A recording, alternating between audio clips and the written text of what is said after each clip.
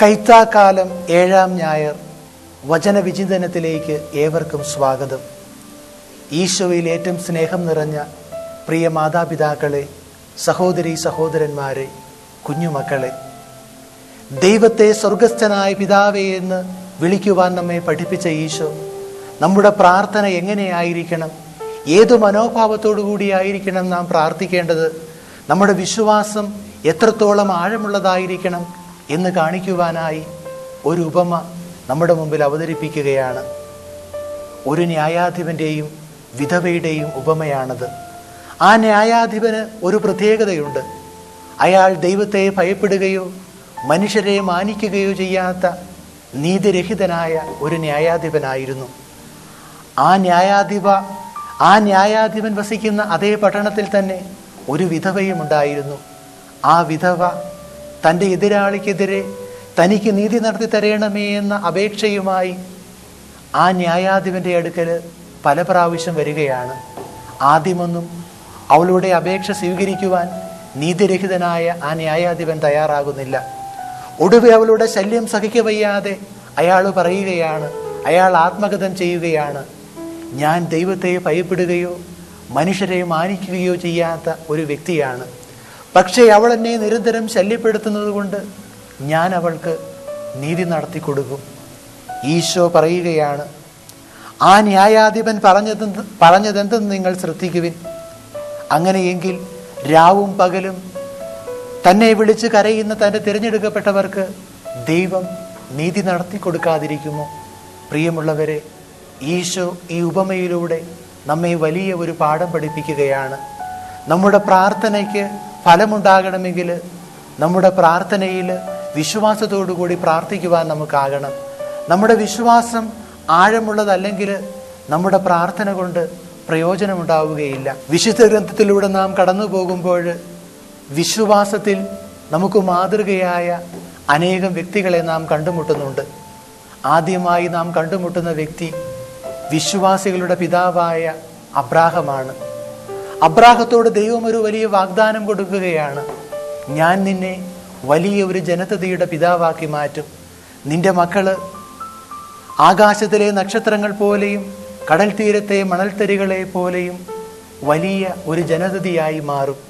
പക്ഷേ ഏതാണ്ട് 18 അല്ലെങ്കിൽ 20-ാമത്തെ വയസ്സിൽ വിവാഹിതനായ അബ്രാഹം വർഷങ്ങളോളം കാത്തിരിക്കുകയാണ് തനിക്കൊരു പുത്രൻ ഉണ്ടാകുവാൻ. അബ്രാഹത്തിന് വയസ്സ് 30-ആയി, 40-ആയി, 50-ആയി, 60-ആയി, 70-ആയി. അബ്രാഹത്തിന് മക്കളുണ്ടാകുന്നില്ല. അങ്ങനെ അബ്രാഹം ഇങ്ങനെ കാത്തിരിക്കുമ്പോൾ അബ്രാഹത്തിന് ഒരു പുത്രൻ ജനിക്കുന്നത് 100 വയസ്സ് പ്രായമുള്ളപ്പോഴാണ്. വിശ്വാസത്തോടുകൂടെ പ്രതീക്ഷയോടുകൂടി കാത്തിരുന്ന അബ്രാഹത്തിൻ്റെ ആ വിശ്വാസത്തിൻ്റെ മുമ്പിൽ അത്ഭുതം പ്രവർത്തിക്കപ്പെടുകയാണ്. ഇനിയും നാം അബ്രാഹത്തിൻ്റെ ജീവിതത്തിലേക്ക് കടന്നു വരിക. 100-ാമത്തെ വയസ്സിൽ ഏകപുത്രനെ ലഭിച്ച അബ്രാഹത്തെ ദൈവം പരീക്ഷിക്കുന്ന രംഗം വിശുദ്ധ ഗ്രന്ഥത്തിൽ നാം കാണുന്നുണ്ട്. അബ്രാഹത്തോട് ദൈവം പറയുകയാണ്, നിനക്ക് ഞാൻ നൽകിയ നിന്റെ ഏകപുത്രനായ ഇസഹാക്കിനെ നീ മോറിയ മലയിലേക്ക് കൊണ്ടുപോയി നീ എനിക്ക് ബലിയായിട്ട് അർപ്പിക്കുക. അബ്രാഹം തൻ്റെ പുത്രനെയും കൊണ്ട് വിറകുമായിട്ട് മോറിയ മലയിലേക്ക് കയറുമ്പോൾ ആ മകൻ, ആ പ്രിയപുത്രൻ അബ്രാഹത്തോട് ചോദിക്കുന്ന ഒരു ചോദ്യമുണ്ട്. നമുക്ക് ബലിയർപ്പണത്തിന് നമുക്ക് വിറകുണ്ട്, പക്ഷേ ബലിയർപ്പിക്കുവാൻ മൃഗം എവിടെ?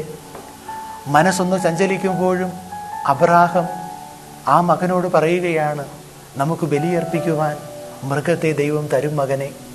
അബ്രാഹം ദൈവത്തിൻ്റെ കൽപ്പനയനുസരിച്ച് തൻ്റെ ഏകമകനെ കൊല്ലുവാനായിട്ട് അബ്രാഹം കത്തി ഉയർത്തുമ്പോൾ ദൈവം അവിടെ അത്ഭുതം പ്രവർത്തിക്കുകയാണ്. അവിടെ അബ്രാഹത്തിൻ്റെ മകന് പകരമായിട്ട് ബലിമൃഗത്തെ നൽകി അബ്രാഹത്തെ ദൈവം അനുഗ്രഹിക്കുകയാണ്.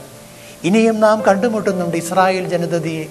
വളരെയേറെ വർഷങ്ങളോളം ഈജിപ്തിലെ നരകയാതനയ്ക്ക് ശേഷം ഈജിപ്തിലെ അടിമത്തത്തിൽ നിന്ന് കാനാൻ നാട്ടിലേക്ക് യാത്രയാകുന്ന ആ ഇസ്രായേൽ ജനം 40 വർഷം മരുഭൂമിയിലൂടെ യാത്ര ചെയ്താണ് കാനാൻ നാട്ടിൽ എത്തിച്ചേരുന്നത്. ഇനി വിശുദ്ധ ഗ്രന്ഥത്തിലെ പുതിയ നിയമത്തിലേക്ക് നാം കടന്നു വരുമ്പോൾ നമ്മുടെ അമ്മയായ പരിശുദ്ധ കന്യകാമറിയത്തെ നാം കണ്ടുമുട്ടുന്നുണ്ട്. ദൈവകുമാരൻ്റെ മാതാവാകുവാൻ ദൈവത്താൽ പ്രത്യേക വിധം തിരഞ്ഞെടുക്കപ്പെട്ട പരിശുദ്ധ അമ്മ വളരെയേറെ പ്രതിസന്ധികളിലൂടെ കടന്നു പോകുമ്പോഴും ദൈവം പറഞ്ഞ വാക്കുകൾ, ദൈവത്തിൻ്റെ വാക്കുകൾ തന്നിലൂടെ നിറവേറുമെന്ന് അവൾ വിശ്വസിക്കുകയാണ്. വിശുദ്ധ അഗസ്തീനോസിൻ്റെ അമ്മയായ വിശുദ്ധ മോനിക്കായുടെ കഥ നമുക്കറിയാം. തൻ്റെ മകനായ അഗസ്തീനോസ് ദുർമാർഗങ്ങളിലൂടെ ചരിക്കുമ്പോൾ അവൾ കണ്ണുനീരോടുകൂടി ആ മകന് വേണ്ടി പ്രാർത്ഥിക്കുകയാണ്. അവൾ വർഷങ്ങളോളം ആ മകന് വേണ്ടി പ്രാർത്ഥിച്ചു. വർഷങ്ങളോളം നീണ്ട പ്രാർത്ഥനയ്ക്ക്, വർഷങ്ങളോളം നീണ്ട ആ കണ്ണുനീരിൽ കുതിർന്ന പ്രാർത്ഥനയ്ക്ക് ദൈവം ഉത്തരം കൊടുക്കുകയാണ്. ആ മകൻ വിശുദ്ധ ജീവിതത്തിലേക്ക് കടന്നു വരുന്നു. ആ മകൻ വിശുദ്ധനായിട്ട് തീരുന്നു. പ്രിയമുള്ളവരെ, ഈശോ നമുക്ക് തരുന്ന മാതൃകയും വളരെ വ്യക്തമാണ്.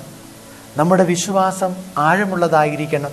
നമ്മുടെ വിശ്വാസത്തിൽ നമുക്കെപ്പോഴും സ്ഥിരതയും ഉറപ്പുമുണ്ടായിരിക്കണം. ഇനിയും നാം ഈശോയുടെ പ്രാർത്ഥന നാം കാണുന്നുണ്ട്.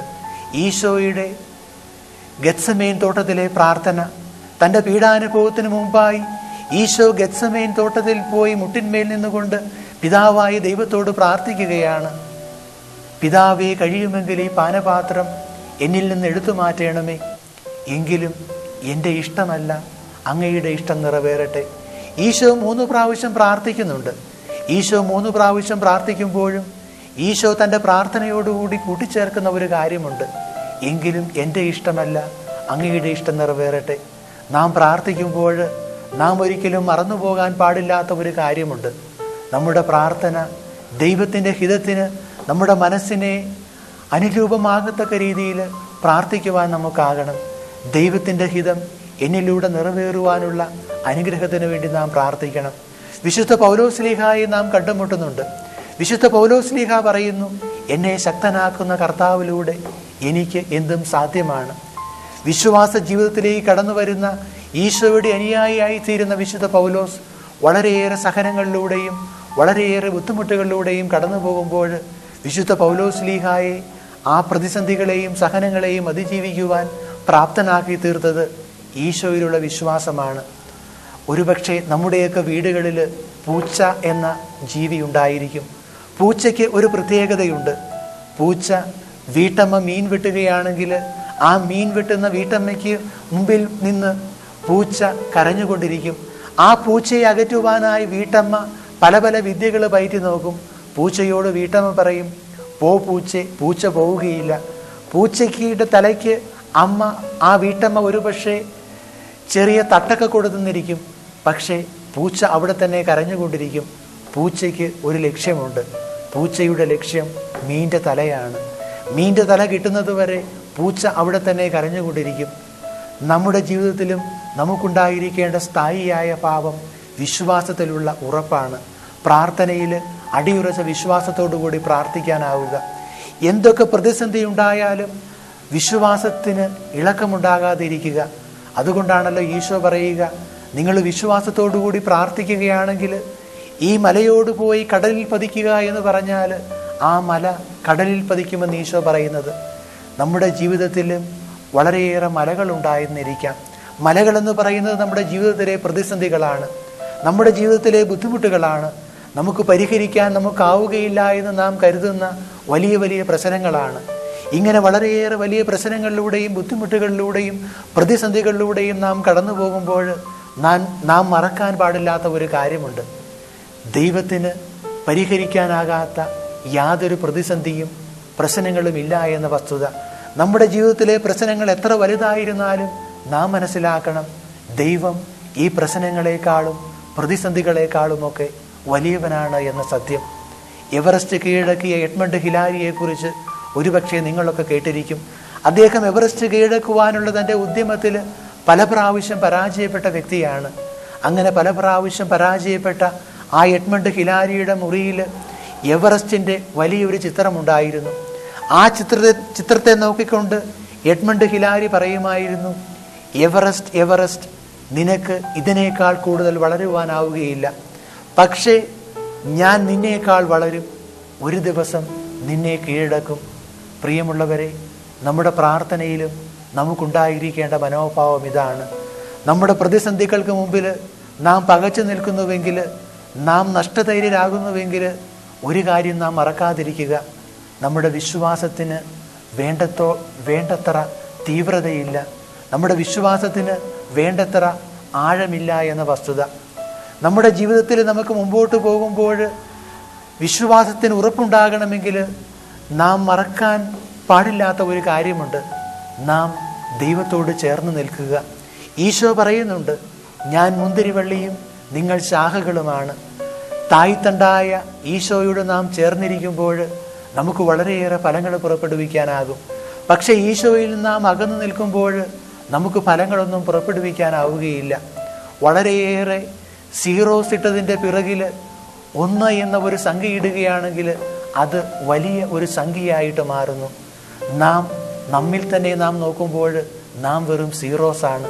പക്ഷേ ഈശോയുടെ ശക്തി നമ്മോടുകൂടെ കൂടിച്ചേരുമ്പോൾ നാം വലിയ ശക്തിയുള്ള വ്യക്തികളായിട്ട് മാറുകയാണ് ചെയ്യുക. 5 അപ്പവും 2 മീനും വർദ്ധിപ്പിച്ച് ഈശോ 5000 പേരെ തീറ്റിപ്പോറ്റുന്ന കഥ നാം വിശുദ്ധ ഗ്രന്ഥത്തിൽ വായിക്കുന്നുണ്ട്. 5 അപ്പവും 2 മീനും വർദ്ധിപ്പിച്ച് ഈശോ ആ വലിയ ജനാവലിയെ തീറ്റിപ്പോറ്റുന്നതിന് മുമ്പ് ഈശോ അവിടെ ഉണ്ടായിരുന്നവരോട് ചോദിക്കുന്ന ഒരു ചോദ്യമുണ്ട്, നിങ്ങളുടെ പക്കൽ വല്ലതുമുണ്ടോ? പ്രിയമുള്ളവരെ, ഈശോ നമ്മിൽ നിന്ന് ആഗ്രഹിക്കുന്നു നമ്മുടെ വിശ്വാസത്തിന് ചേർന്ന പ്രവൃത്തികൾ നാം പ്രവർത്തിക്കാൻ. നമ്മുടെ ഭാഗം നമ്മുടേതായ രീതിയിൽ നല്ല രീതിയിൽ ചെയ്യുവാൻ ഈശോ നമ്മെ ആഹ്വാനം ചെയ്യുന്നു. നമുക്ക് ഈശോയോട് ചേർന്ന് നിൽക്കാം. ഈശോയാകുന്ന ആ തായ്തണ്ടിൽ നിന്ന് വെള്ളവും ഊർജവും സ്വീകരിച്ച് വളരെയേറെ ഫലങ്ങൾ പുറപ്പെടുവിക്കുന്നതിനുള്ള അനുഗ്രഹത്തിനായി നമുക്ക് പ്രാർത്ഥിക്കാം. ഒരു നിമിഷം നമുക്ക് പ്രാർത്ഥിക്കാം. നല്ലവനായ ഈശോയെ, അങ്ങയുടെ മുമ്പിൽ ഞങ്ങളുടെ ജീവിതത്തെ മുഴുവനായി ഞങ്ങൾ സമർപ്പിക്കുന്നു. ഞങ്ങളുടെ വിശ്വാസത്തെ വർദ്ധിപ്പിക്കണമേ എന്ന് ഞങ്ങൾ പ്രാർത്ഥിക്കുന്നു. കർത്താവായ ഈശോയെ, അങ്ങയോട് ചേർന്നിരിക്കുമ്പോൾ മാത്രമാണല്ലോ ഞങ്ങൾക്ക് ഫലം പുറപ്പെടുവിക്കാനാവുക. അങ്ങയോട് എപ്പോഴും ചേർന്ന് നിന്നുകൊണ്ട് അങ്ങയിൽ വളരുവാൻ, വിശ്വാസത്തിൽ വളരുവാൻ ഞങ്ങളെ അനുഗ്രഹിക്കണമേ. കർത്താവായ ഈശോയെ, വിശ്വാസത്തിന് ചേർന്ന ഫലങ്ങൾ പുറപ്പെടുവിക്കുവാൻ ഞങ്ങളെ ഓരോരുത്തരെയും അനുഗ്രഹിക്കണമേ.